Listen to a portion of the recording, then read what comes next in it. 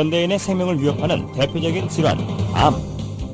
현대의학의 3대 암 치료법은 외과적 수술과 항암제 및 방사선 치료. 하지만 말기암인 경우 암 완치는 고작 20%. 첨단 현대의학도 암을 불치병으로 남겨놓은 상황인데 현대의학이 풀지 못하고 있는 불치병들, 그 해법을 면역력 강화에서 찾고자 하는 시도들이 새롭게 관심을 모으고 있다.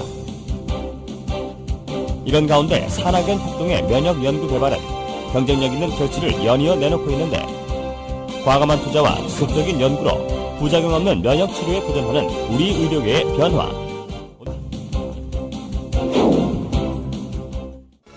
천연 생약제에서 추출한 성분으로 만든 항암 기능성 식품이 국내에서 처음으로 개발돼서 이르면 이달 안에 시판될 예정입니다.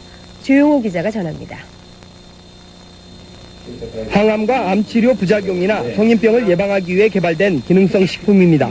해모힘과 해바톤으로 이름 지어진 이들 식품은 생체 손상을 막고 조혈과 면역 증진, 생체 조직의 재생을 촉진하는 기능을 발휘합니다.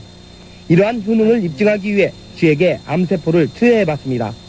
암세포가 계속 전이되는 왼쪽 쥐와는 달리 기능성 식품을 투여한 오른쪽 쥐에서는 암세포 억제 효과가 나타났습니다. 이번에 개발된 이 두 기능성 식품은 해바라기와 당귀 등 우리의 전통 한약재에서 그 성분을 추출했습니다.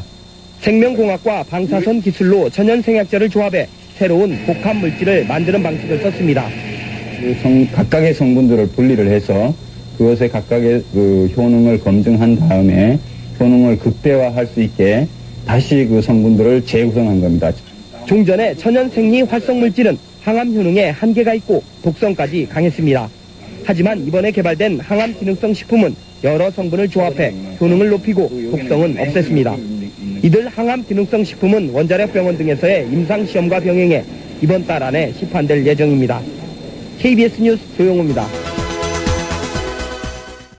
환자의 면역력을 탁월하게 높여주는 새로운 생약 복합제가 국내 연구진에 의해 개발됐습니다. 임상시험 결과 백혈구 회복을 높여주고 암치료 부작용도 크게 없애주는 것으로 나타났습니다. 최성원 기자가 소개합니다. 생약을 섞어서 만든 해모임이란 생약물질입니다. 원자력 연구소는 천연 생약제 30여 종을 집중 분석한 끝에 당귀와 천궁, 백작약 등을 재합성해 이 생약물질을 만들었습니다.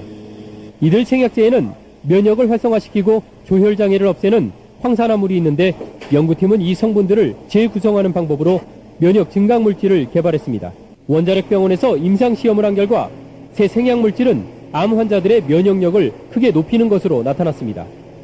유방암과 자궁암 환자 각각 12명에게 새 생약물질을 복용시켰더니 모두 회복 속도가 60% 정도 빨라졌습니다. 특히 이 생약 복합제는 암 치료에 따른 염증이나 구토 같은 부작용을 크게 줄일 수 있는 것으로 나타났습니다. 암 환자들은 치료를 받으면서 기력이 떨어져 문제가 됐지만 생약 복합제를 복용한 환자의 80%가량이 기력 회복에 큰 도움이 됐다고 답했습니다. 해모힘을 먹은 환자들은 전신 무력감이 많이 없어져서 더 약을 요구하는 환자들이 많았습니다.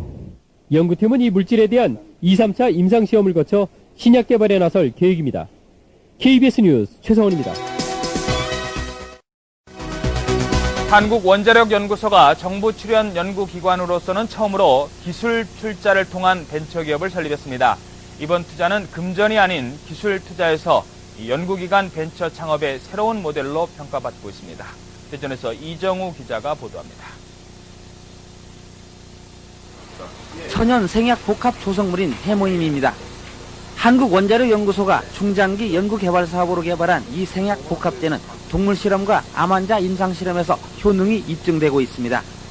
이 물질은 임상 실험 결과 면역세포 회복 증진과 염증 등의 부작용 억제 효과가 뛰어나고 방사성 치료에 의한 암 발생 억제 효과도 60% 이상 높은 것으로 확인됐습니다. 암 환자 치료 시에 보조제로 활용할 수 있는 것뿐만 아니라 성인병이나 만성질환 환자들에서 면역 조혈 기능 회복에 아주 잘 활용될 수 있을 거로 생각이 됩니다. 이 연구 성과물이 기술 출자 형태로 산업체에 이전돼 벤처기업으로 다시 태어났습니다.